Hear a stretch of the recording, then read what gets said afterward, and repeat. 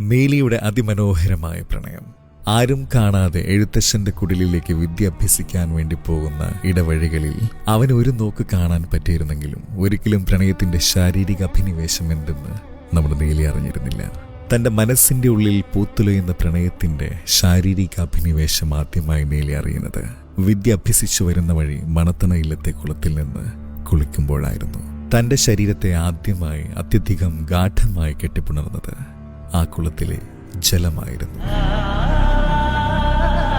കന്യാവിലെ തോറ്റം പാട്ടുകളിലെ നീലിയാർ ഭഗവതിയുടെ അതിമനോഹരമായ കൈമുദ്രകൾ ഭക്തർക്ക് നേരെ എപ്പോഴും വിരിയുന്നുണ്ടെങ്കിലും വർഷങ്ങൾക്ക് മുന്നേ അതിഗാഠമായി മണത്തണയിലത്തെ കുളം തന്നെ കെട്ടിപ്പുണർന്ന നേരങ്ങളിൽ മുദ്ര വിരിയിച്ച അതേ വിരലുകൾ കൊണ്ട് ക്രയവിക്രയങ്ങൾ നടത്തി ലൈംഗികതയുടെ പരിപൂർണ ആനന്ദം കണ്ടെത്തിയവളാണ് നീലി.